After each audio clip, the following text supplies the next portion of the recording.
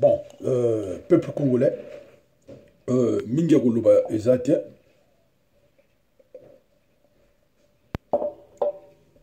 na pesi binonyo sotumbote, na pesi la diaspora mbote, na pesi ba combattant nanga obazana la forêt mbote, na pesi le monde entier o ilanda général Ketika, mbote na binonyo sotu. Bon, problème tout ça nango awa, c'est le mensonge du gouvernement congolais. Namakambo Oyo, Balobaki, il y a monsieur Mik alias Mikisi, le bon commandant Nabiso Oyo, Azana Kachi de la forêt.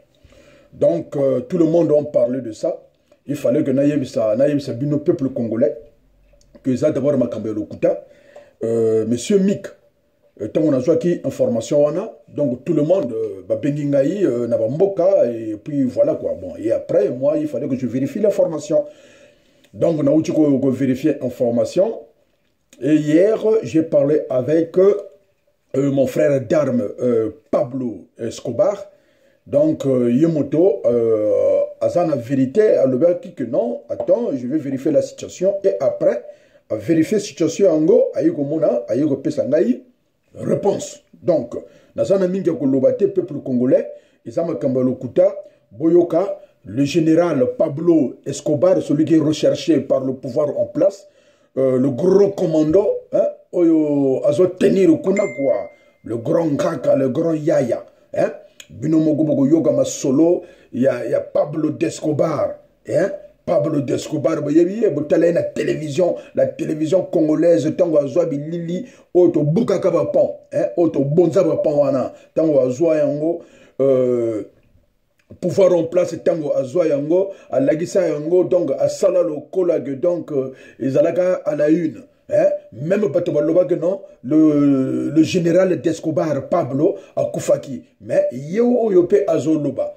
hein yena minute oyo donc to so sala ngana ya pesa ngaba information ya sûr ya makambo oyo zo lega kuna nini bon entre temps peuple congolais, bango ba bimisaki bateau, soi-disant bateau oya biso, ba vieux Gustave Ntondo, na ba prisonnier politique wana, mais les kambo oyo ba kosi ya ninja. Si nous sommes vraiment pour la paix durable au Congo, est-ce que boko kenoko susuko boma moto? Donc c'est ça. Donc il faut se poser la question. Donc cela veut dire que nous bazo sala et loko na bango pour que bazo ntumi.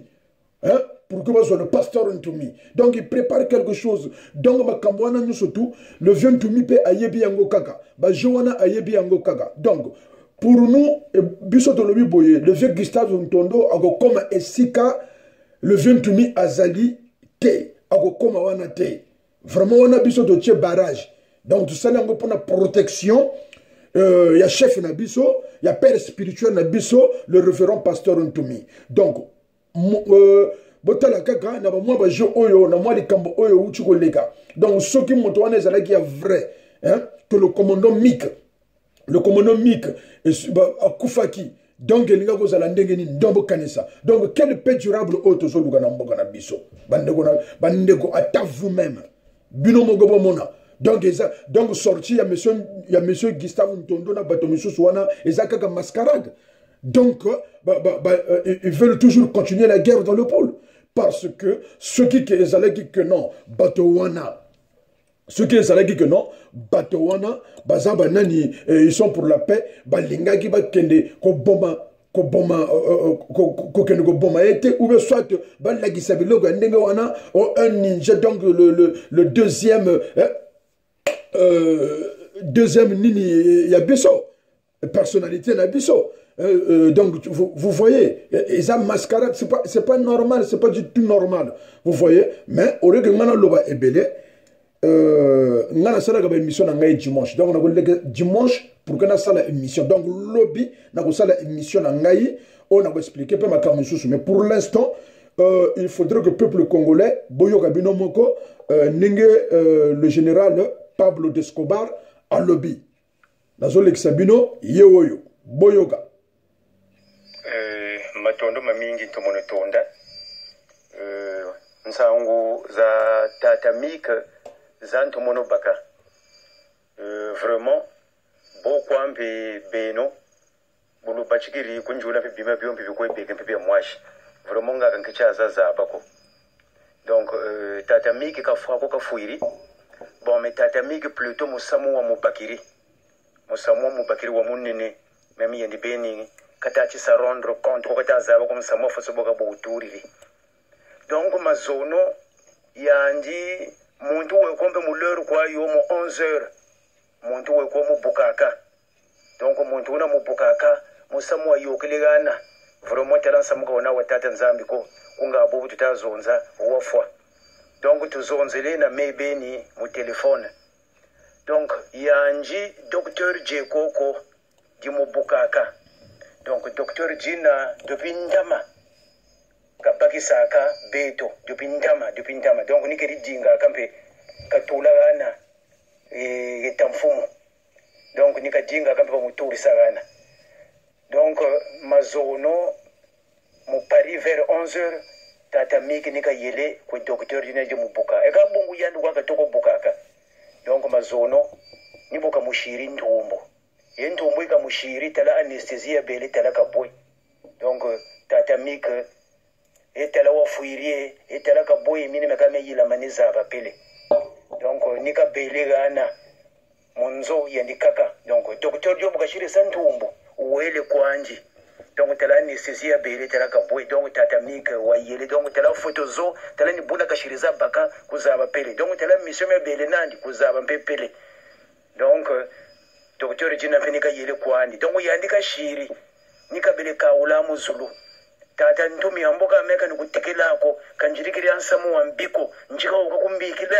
kakauri ko nbuka bele kunjama fwa buka kauri zuburi atumbukiri bapeche kumbajipe kata sumuka pe baturi ribiji mulandi donc batakushitula yandika shira na ngoloko bamuvumuri ni dugisa umudugishi donc ni déplacer bashiri donc butu tazonza bien kwake mais moyo kichi moyo ni pokutu kata sa sonchiri donc vraiment wa wasa kwa we bien kwake à part mimi bayirikiri mais wa wasa wena donc tata miki tuzonzele wa moyo kwa wena kena wo foko donc photo zozo shiri bobo mubakiri bobo bukashiri baka photo yandi bukashiri baka photo donc nika jokeli donc shiri bobo kuna kukayele niko ebantu bobo bamutuminika ile songela photo nchangu babingiriza sa publier donc botata miki wa moyo wena nsangu peza tuturishe muna mwa monsoni na chikuna kumfumo wa kuntelekani mpangi mbuti vuto mwana na kwa bunturiribo ekabo kani vuto wa fokwe donc zoni nsangu za tata miki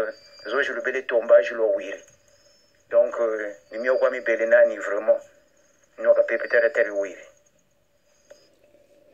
Merci peuple congolais. Je pense que Boyoki Binomoko, le général d'Escobar a lobby que non azana est bien. Donc c'est sûr tango zwaki tango motowana achaki tongawana tango alalaki donc va pesaki donc vraiment donc non basala net anesthésie ake benga net bateau ba militaire donc bateau pour ça qui infiltré ake benga bango pour que ba azo photo que non moto oyo alali déjà donc to que ne récupérer et si Kazali pour que non to zwaki mobimba donc c'était comme ça donc voilà et après Nzambe par exemple kasi peut-être bazalaki musika toyo ko se préparer ba hélico makambo surtout wana azo crier na makasi na ye Nzambe asali que non ye Allah muka esika azalaki après ba petit ba yiko zoyer donc bino moko boyoki na makutu na bino c'est pas na matoyi mais na makutu ya minene boyoki penza makambo oyo bango balobi kuna. Donc merci beaucoup peuple congolais nyoso onga na salaki yango wana go pesa pour que mitema na bino ekita la résistance continue et le général qui était capable du front force aigle rapide il tient les clés de la résistance dans le bagango. Je tiens les clés de la résistance. Monsieur Denis Sassou Nguesso, le bela makambo ya COP 23, oyo salaki, oyo yugo sala discours na yo na chambre na chambre ceux qui va salaki moi chambre ya ba pigeon. Hein? Faut le bela makambo oyo ba dénigrer ba allemand. Hein? Yo kanisa go zo photo na ba Merkel. Faut bi monsieur la biso ba photo américaine. Hein? Bimisa biso ba photo ozwagi na Merkel. nga nalobaki na Merkel moto wana salama kamoboye c'est moi hein mikanda ekendaki hein mikanda ekendaki to komaki mikanda moye balinga bayamba yo kuna ezalaki te okenanga na ba journaliste na yo wana ya mbata sia alokanga na mokili oyo. Merci beaucoup peuple congolais, à suivre.